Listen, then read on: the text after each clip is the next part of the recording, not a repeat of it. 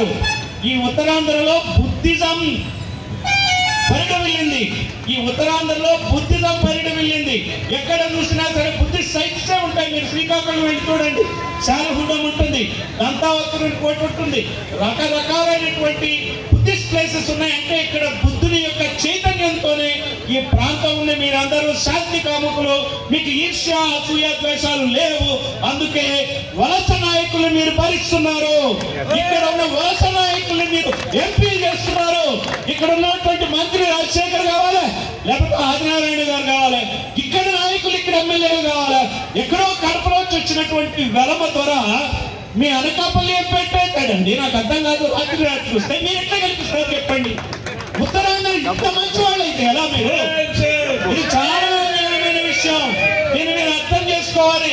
ఉత్తరాంధ్రకు అన్యాయం జరుగుతుంది. ఈ రోజున శ్రీకాకుళం జిల్లాలో ప్రముఖ సామాజిక వర్గం కాళింగ సామాజిక వర్గం, వాళ్ళకి మినిస్ట్రీలే చూడండి ఎంత అన్యాయం.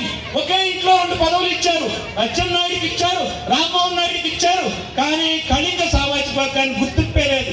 మన మిత్రులు వివి రమణమూర్తి గారు ఉన్నారు ఇక్కడ, ఆయన కవల సామాజిక వర్గం, వాళ్ళ పరిస్థితి ఏంటో చూడండి. మిమ్మల్ని అందరినీ ఆయన చేస్తున్నారు. ఎక్కడా లేని సామాజిక వర్గం హెచ్ఎల్ ఎమ్మెల్యే ఒక కమ్మ సామాజిక వర్గానికి చెందిన వాడు ఎట్లయితే చెప్పండి? ఒక కుటుంబం కూడా. ఉత్తరాంధ్ర ప్రజలు దీన్ని గమనించాలా? వలస నాయకుల్ని తరిమి కొట్టాలా? ఈ రోజున 5 లక్షల కుటుంబాల ఉసురు ఈ వలస నాయకులకి ఈ 2 పార్టీల వాళ్ళకి తగ్గుతుంది. అందుకని చెప్పి ఉద్యమించాల్సిన అవసరం ఉంది. బహుజన్ సమాజ్ పార్టీ ఇక్కడ ఉన్నటువంటి 27 గ్రామాల్లో ఉండేవాళ్ళంతా బీసీలు, ఎస్సీలు, ఎస్టీలు, మైనార్టీలే. వాళ్ళ కోసమే ఆలోచిస్తుంది, అదే దృష్టితో పనిచేస్తుంది. కాబట్టి మేము ఖచ్చితంగా ఈ రోజున ఉన్నటువంటి ఇక్కడ యూనియన్స్ అన్నిటికీ కూడా మేము సంఘీభావం ప్రకటిస్తాం. ప్రజలందరూ చైతన్యవంతులై ఉండి మన స్టీల్ ప్లాంట్ మనం కాపాడుకుందాం. జై భీమ్, జై పులే, జై భారత్. మనం పీడించే వాళ్ళ ఇది మనం అర్థం చేసుకోవాలి. ఈ రోజున స్టీల్ ప్లాంట్ సమస్య అంటే ఓన్లీ ఉద్యోగస్తుల సమస్య కాదు, ఇది ప్రజలందరి సమస్య. ఈ ఉత్తరాంధ్ర రాజకీయ భవిష్యత్తు సమస్య. ఈ రోజు చూద్దాం, మనకి ఢిల్లీ నుంచి బహుజన్ సమాజ్ పార్టీ రాజ్యసభ ఎంపీ అయినటువంటి మన గౌతమ్ రామ్జీ గారి ధర్నాకు వచ్చారు. ఎవరైనా ఎంపీ ఇక్కడికి వచ్చి ఎవరైనా సరే ధర్నా చేశారా?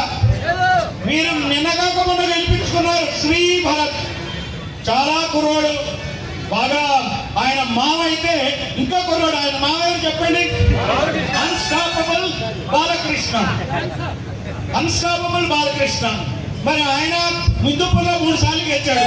మరి ఏం చేస్తున్నాడు చెప్పండి? ఈ రాష్ట్రానికి, ఈ ప్రాంతానికి ఏం చేస్తున్నాడు? ఆయన అల్లుడే ఇక్కడ ఎంపీ కదా. ఈ ఎంపీ ఏం చేస్తున్నాడు? సరే, ఈ ఎంపీ కోరలేడు ఎవరో చెప్పండి? లోకేష్, ఈ ఫ్యాక్టో చీఫ్ మినిస్టర్, అతనేం చేస్తున్నాడు?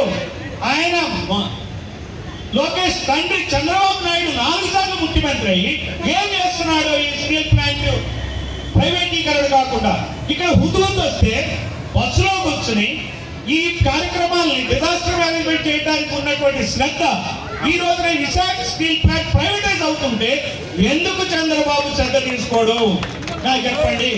మరి ఇటువంటి చీఫ్ మినిస్టర్తో మనకి ఏం మేరకు అవుతుంది? మనం ఏ రకంగా ఈ దేశం బాగుపడుతుంది?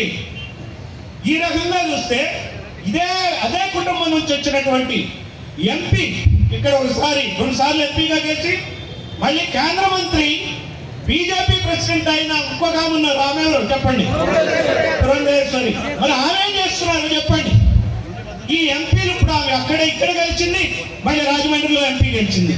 వీళ్ళంతా ఒకే కుటుంబంలో 5 ఉన్నారు. ఒక చీఫ్ మినిస్టర్, 3 ఎంపీలు, తర్వాత ఒక డిఫాక్టో చీఫ్ మినిస్టర్. 5 ఉండి ఈ రాష్ట్రానికి ఏం వరుగుతుందో చెప్పండి? ఈ స్టీల్ ప్లాంట్ కి ఏం వరుగుతుందో చెప్పండి? ఈ స్టీల్ ప్లాంట్ ని లాభాల బాటలో నడిపించలేనటువంటి తెలివి తక్కువ నాయకులు వీళ్ళు. మళ్ళీ వాళ్ళు వ్యాపారాలు వాళ్ళు నడుపుకోవట్లేదో చెప్పండి? ఏముంది ఆయన చంద్రబాబు గారికి ఉన్న పరిశ్రమ ఏంటి? హెరిటేజ్. అది మరి లాభాల్లో ఉందా, నష్టాల్లో ఉందా?